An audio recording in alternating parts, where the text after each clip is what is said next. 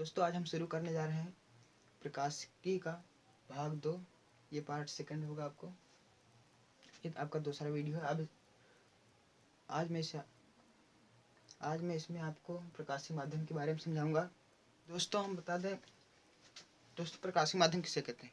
तो दोस्तों प्रकाशिक माध्यम उसे कहते हैं जिसमें प्रकाश गमन कर सकता है। तो दोस्तों आपको पता ही होगा, प्रकाश वायु में, निर्वात में, जल में, कांच में आदि हर जगह गमन कर सकता है। जहाँ जहाँ भी प्रकाश गमन कर सकता है वह उससे प्रकाशिक माध्यम कहते हैं। दोस्तों आप इसको एक तरह से और समझ सकते हैं कि आपको जो वस्तुएं आर पार दिखाई देती है, इतना समझ लीजिए कि उसमें प्रकाश गमन कर सकता है, तो प्रकाशिक माध्यम हुआ। दोस्तों प्रकाशिक माध्यम उन सभी वस्तुओं कहते हैं जिनमें से प्रकाश गमन करता है, या तो हम उन वस्तुओं के आर पार देख सकते हैं। जैसे दोस्तों हम कांच के आर पार देख सकते हैं, तो जल के भी आर पार देख सकते हैं। तो दोस्तों इनमें इन सभी माध्यमों में प्रकाश का गमन होता है। और दोस्तों प्रकाशिक माध्यम आप समझ गए होंगे। तो आइए देखते हैं दोस्तों, इसका अगला हेडिंग है दोस्तों प्रकाश किरण। दोस्तों प्रकाश किरण किसे कहते हैं। दोस्तों प्रकाश किरण मैं आपको बता दूं, प्रकाश किरण एक बिंदु से दूसरे बिंदु तक जाती है। जब एक किरण यहाँ से अगर प्रकाश निकलेगी और यहाँ तक पहुँचेगी, दोस्तों अगर कोई भी किरण अगर एक स्थान से दूसरे स्थान तक जाती है तो सदैव सरल रेखा में जाती है, एक सरल रिजरेखी पथ पर गमन करती है। तो दोस्तों इसी पथ को हम लोग कहते हैं प्रकाश किरण। अब हम इसको किरण नाम दे सकते हैं। और किरण सदैव एक ही दिशा में बढ़ती है, इसलिए इसके एक दिशा में तीर लगा रहता है। दोस्तों प्रकाश किरण आप समझ गए होंगे। तो ये देखते हैं अगली हेडिंग है प्रकाश पुंज। तो दोस्तों प्रकाश पुंज किसे कहते हैं। इसमें दोस्तों आप देख सकते हैं प्रकाश पुंज।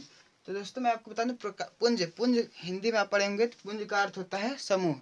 अब प्रकाश का अर्थ होता है प्रकाश। प्रकाश को तो आप जानते हैं। दोस्तों प्रकाश पुंज का अर्थ होता है प्रकाश का समूह। तो दोस्तों मैं देखिए दोस्तों, यहाँ पर किरण है और यहाँ पर किरणों का समूह होगा।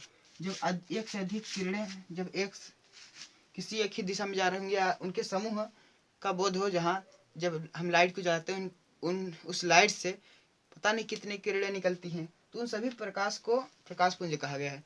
एक से अधिक किरणों को हम प्रकाश पुंज कहते हैं, जिनका समूह बोध होता है, जहाँ किरणों के समूह होते हैं उनको हम प्रकाश पुंज कहते हैं।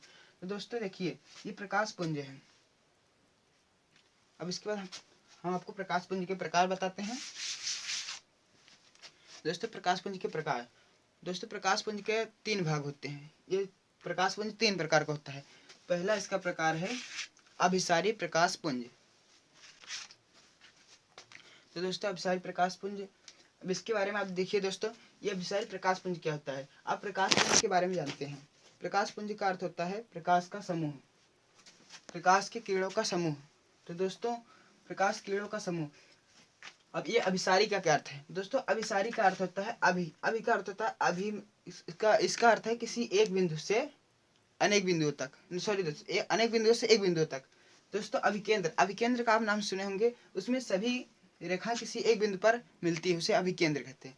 तो दोस्तों यहाँ पर सभी किरणें यदि अनेक किरणें किसी एक बिंदु पर मिलती हुई प्रतीत होती हूँ या मिल रही हूँ, तो ये इन्हीं प्रकाश किरणों के समूह को हम अभिसारी प्रकाश पुंज कहते हैं। ध्यान दीजिए दोस्तों, इस बिंदु को हम नहीं कहते, इस बिंदु को कुछ और नाम देंगे। दोस्तों इन किरणों के समूह को, जो किरणें किसी एक बिंदु पर मिलती हैं, उन्हें अभिसारी प्रकाश पुंज कहते हैं। अब आइए देखते हैं दूसरा प्रकाश पुंज के प्रकार का दूसरा भाग है ये दोस्तों अपसारी प्रकाश पुंज। दोस्तों अपसारी प्रकाश पुंज, अब प्रकाश पुंज का अर्थ जानते हैं। तो दोस्तों देखिए अपसारी दोस्तों आप जानते हैं अपसारी पसारी का अर्थ होता है फैलाव। दोस्तों इसमें प्रकाश किरणें एक बिंदु से अनेक बिंदु तक फैलेंगी। मान लीजिए दोस्तों यहाँ पर हम एक लाइट जलाते हैं, तो इससे प्रकाश अनेक किरणें निकलती हैं और एक बिंदु से अनेक बिंदुओं की ओर जाती हैं। तो दोस्तों इन किरणों को समूह को हम कहते हैं अपसारी प्रकाश पुंज। दोस्तों यही है। अब आइए देखते हैं इसका अगला पार्ट। इसमें तीसरा प्रकार देखेंगे। इसका पुंज का तीसरा प्रकार है, इसका नाम है समांतर प्रकाश पुंज।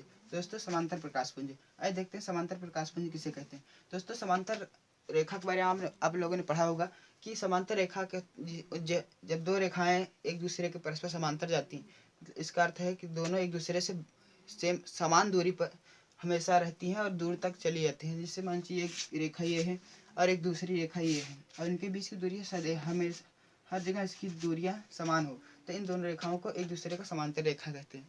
दोस्तों यही काम इसमें ही इसी का यूज इसमें भी किया गया। दोस्तों जब प्रकाश किरणें एक दूसरे के समांतर किसी एक ही दिशा में जाती हैं और इनके बीच की दूरियां समान होती हैं, तो इन किरणों के समूह को प्रकाश का समांतर कहते हैं। मतलब दोस्तों इन किरणों के समूह को समांतर प्रकाश पुंज कहते हैं। जब किरणें किसी एक ही दिशा में एक दूसरे के परस्पर समांतर होती हैं, तो इन किरणों को हम कहते हैं समांतर प्रकाश पुंज। तो दोस्तों इसी के साथ हमारा ये क्लास समाप्त होता है। दोस्तों अगले पार्ट में हम फिर मिलेंगे। अगर आपको इसका पहले का एक पार्ट मैंने बनाया है, इसका लिंक चाहिए आपको डिस्क्रिप्शन में मिल जाएगा।